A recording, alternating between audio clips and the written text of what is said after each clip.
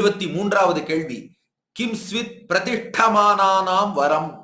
பிரதிஷ்டமானானாம் அதாவது நிலைத்த செல்வம் பெறணும்னு ஒருத்தன் நினைக்கிறான். நிலைத்த செல்வம் பெற நினைப்பவனுக்கு சிறந்த சொத்து எது? எது கையில இருந்தா நிலைத்த செல்வம் பெறலாம்?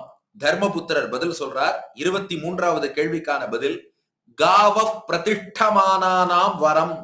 காவகான பசுக்கள், கோன பசு, காவகான பசுக்கள். அந்த பசுக்கள் தான் செல்வம். அந்த பசுக்கள் என்ற செல்வம் இருந்து விட்டால் அவன் நிலைத்த செல்வத்தை, நிலைத்த சொத்தை அவன் அடைந்து விடலாம். அதனாலதான் தமிழ்ல பசுவைத்தான் செல்வம்னு சொல்லுவார். திருவள்ளுவர் கேடில் விழுச்செல்வம் கல்வி ஒருவருக்கு மாடல்ல மற்றையவைனார். கல்விதான் நமக்கு மிகச்சிறந்த மாடு அப்படின்னார். ஒருத்தன் கேட்டான், ஏன் சார் கல்வி வரலன்னா தானே மாடு மேய்க்க போன்னு சொல்லுவாங்க. திருவள்ளுவர் கல்வியையே மாடுங்கிறாரு. ஏன்னா தமிழ்ல மாடுனா செல்வம்னு அர்த்தம். மாடு மட்டும் ஒத்தன்ட்ட இருந்துருத்துனா, பசுமாடு மட்டும் ஒத்தன்ட்ட இருந்துருத்துனா என்னைக்கோ ஒரு நாள் செல்வம்ங்கிறது நிறைஞ்சிடும். ஏன்னா பசுமாட்டின் பின்புறத்தில் மகாலட்சுமியே வசிக்கிறா. அந்த பசுமாடு நிறைய ஒத்தன்ட்ட இருக்குன்னா அப்ப லட்சுமி கட்டாட்சம் இருக்காதா? அதனாலதான் இத ராவணன் சொல்றான், வித்யதே கோஷு சம்பன்னம். பசுமாடு வச்சுட்டு இருக்கவன் இன்னைக்கு ஏழையா இருந்தாலும் வாழ்வில் என்றோ ஒரு நாள் பணக்காரன் ஆகாம போகவே மாட்டான். மாடுதான் செல்வம், பசுமாடுதான் செல்வம். அதனாலதான் ஒரு திரைப்படத்துல கூட பாருங்களேன், வெற்றி நிச்சயம் வேத சத்தியம்னு ஒரே பாட்டு பாடுறார். பாட்டு முடியும் போது பார்த்தா பல அடுக்குமாடி ஹோட்டல்களுக்கு எல்லாம் அதிபதிங்கிறார்.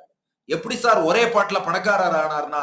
அவரா மாடு வாங்கி பால் பண்ண வச்சார், அவர் பால்காரர் அப்படிங்கிறார். அப்போ அந்த பசுமாடுங்கிறது இது திரைப்படத்துல எக்ஸாஜரேஷனா இருக்கலாம். ஆனா வித்யத்தே கோஷு சம்பன்னம்னு ராமாயண ஸ்லோகம். அப்போ காவகா பிரதிஷ்டமானானாம் வரம். நிலைத்த செல்வம் பெற வேண்டுமா? பசுமாடு அவன்கிட்ட நிறைய இருந்தா போரும். நிறைய மாடுகள் இருந்தால், திருவள்ளுவரே மாடதான் செல்வம்ங்கிறார், செல்வத்தை மாடுங்கிறார். அந்த மாடு பசுமாடு இருந்ததுன்னா நிலைத்த செல்வத்தை ஒருவன் பெறலாம் என்று தர்மன் பதில் சொல்றான். இதுல இன்னொரு உள்ளுரை பொருளும் வைக்கிறான்.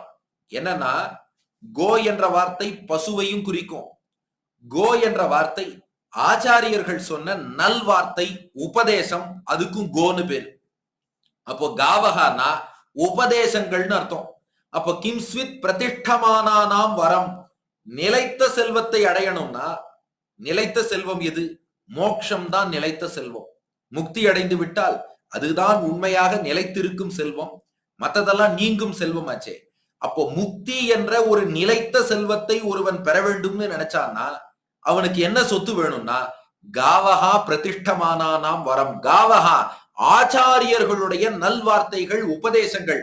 ஆச்சாரியர்களுடைய உபதேசங்கள்ங்கிற செல்வம் ஒருத்தன் கையில இருந்ததுன்னா அது மோட்ச சாம்ராஜ்யம்ங்கிற நிலைத்த சொத்தை அவனுக்கு பெற்று தரும். அப்படியும் புரிஞ்சுக்கலாம். அப்ப 23வது கேள்வி, நிலைத்த செல்வம் பெற நினைப்பவனுக்கு என்ன சொத்து தேவை?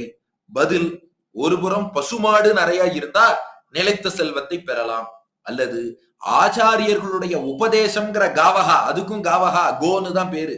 ஆச்சாரிய உபதேசங்களாகிய நல்வார்த்தைய நிறைய மனசுல வச்சுட்டான்னா மோட்சம்ங்கிற நிலைத்த செல்வத்தையே பெறலாம். இது 23.